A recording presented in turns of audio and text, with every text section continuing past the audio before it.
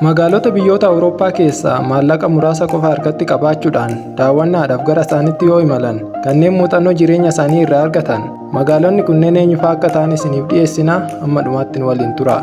Qophiin kun baasii daawwannaa imaltootaa kan bara 2025 irraa hamma bara 2026 irratti kan xiyyeeffatedha.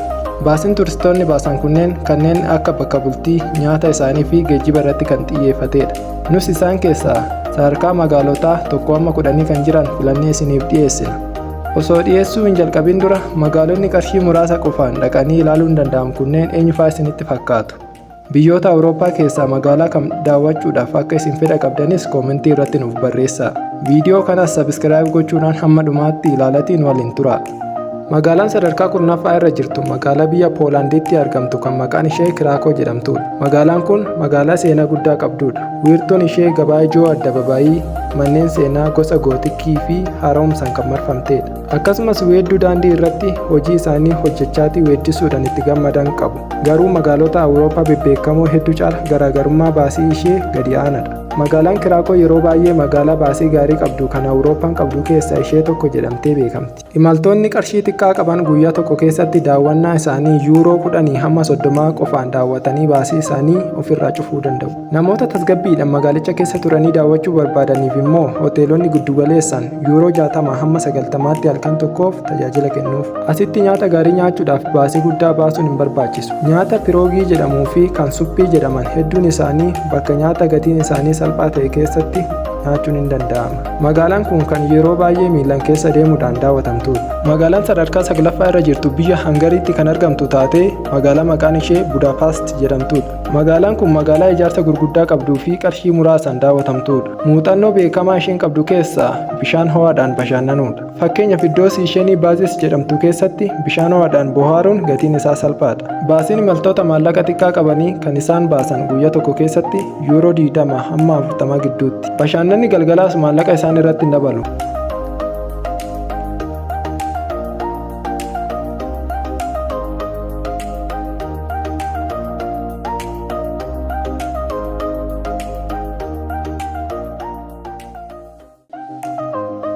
Magaalaan sadarkaa 8ffaa irra jirtu biyya Lizuwiiniyaatti kan argamtu taatee magaalaa maqaan ishee Vilnius jedhamtudha.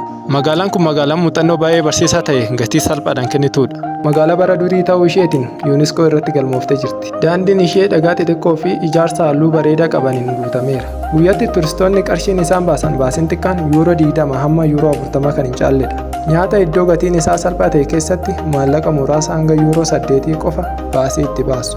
Magaalaa kana keessa iddoo baay'eesaa walabaan socho'u. Bakka Gedeminaas Tawer jedhamutti ol ba'uudhaan magaalaa daawwatu. Iddoo Riippaabilika Uzupis jedhamu keessa naanna'uudhaan bakka Manduubee Barnaadin jedhamu keessa boqotu.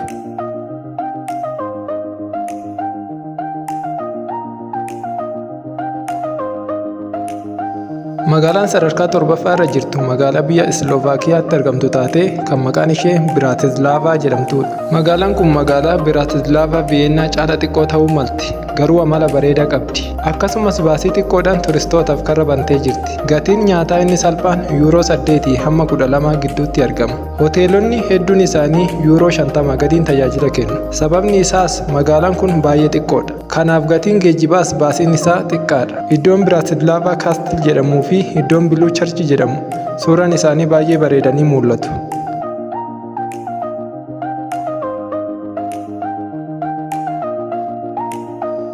Magaalaan sadarkaa 6ffaa irra jirtu magaalaa biyya Kirooshiyaa keessatti argamtu taatee maqaan ishee Zagreeb jedhamtudha. Zagreeb magaalaa guddoo Kirooshiyaa keessatti qarshii salphaadhaan aadaa ishee argisiiftudha. Hoteelonni ishee giddugaleessan yuuroo 50 hamma yuuroo 100 jidduutti tajaajila kennu.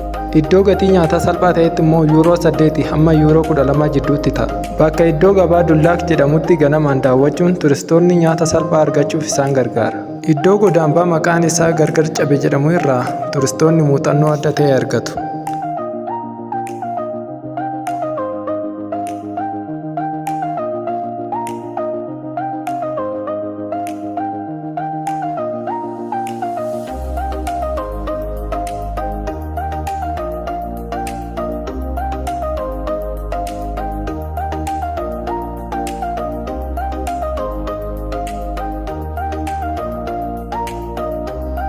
Magaalaan sadarkaa shanaffaa irra jirtu magaalaa biyya Roomaaniyaatti argamtu taate kan maqaan ishee Bukaarest jedhamtudha. Magaalaan Bukaarest magaalaa guddoo biyyattii taate garuu immoo gatii tajaajilaa sadarkaa magaalota xixiqqootiin kan kennitudha. Hoteelonni mimmiidhagoon tajaajila isaanii yuuroo 70 hamma yuuroo 160 jidduutti kennu. Hoteelonni jiddu galeessaa yuuroo 50 irraa kaasanii hamma yuuroo 100tti tajaajila kennu. Nyaanni gatiin isaa salphaa ta'e yuuroo 5 irraa jalqaba. Geejjibni uummataa immoo gatiin isaa baay'uma xiqqaadha. Fageenyi imeelii tokkoo walakkaa yuuroo 1 gadi.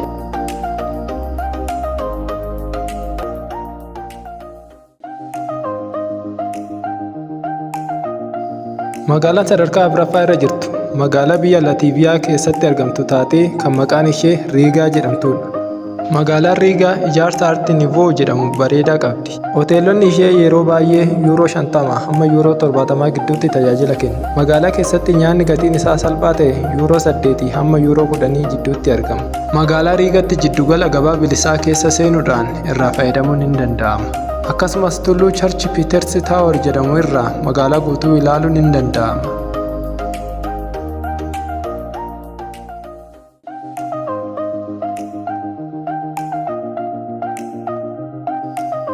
Magaalaan sadarkaa sadaffaa irra jirtu magaalaa biyya Sarbiyaa keessatti argamtu taatee kan maqaan ishee Beelgireed jedhamtudha. Magaalaan Beelgireed seenaa ishee beeksisuu irrattii fi daawwannaa bashannanaa namootaaf laachuu irratti gatii gadi bu'aadhaan tajaajila laatti. Nyaanni gatiin isaa salphaa ta'e yuuroo 6 hamma yuuroo 8 jidduutti argama. Chokkoleettii yuuroo 5 qofaan bitanii nyaachuun ni danda'ama.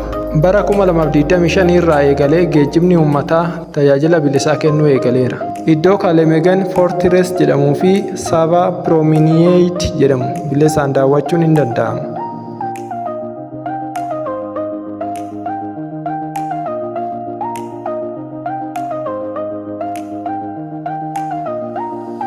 Magaalaan sadarkaa lammaffaa irra jirtu magaalaa biyya Albeeniyaa keessatti argamtu taatee kan maqaan ishee Tiraanaa jedhamtudha. Magaalaan Tiraanaa magaalaa gatii salphaa ta'een tajaajila kennitu taatee biyyoota Awurooppaa keessatti kan beekamtuu taatee jirtudha. Hoteelonni ishee jiddu galeessan yuuroo 80 hamma yuuroo 110 ta'u jidduutti kan tajaajila kennanidha.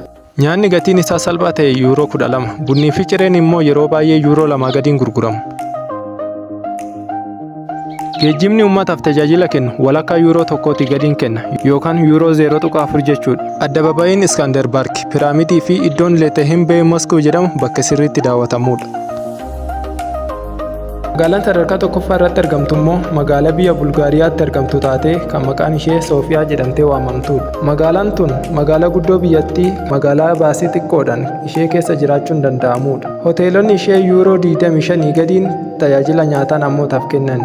Nyaanni gatiin isaa salphaa ta'e immoo yuuroo 8. Geejjibni uummataas baay'ee salphaadha. Daandiin fageenya imeelii tokkoo fagaatu yuuroo 0.8 qofa. Imalli guyyaa guutuu fudhatus yuuroo 2 irra hin caalu. Iddoon Aleksaandar Neeveksii Kaateediraal jedhamu bilisaan daawwatama.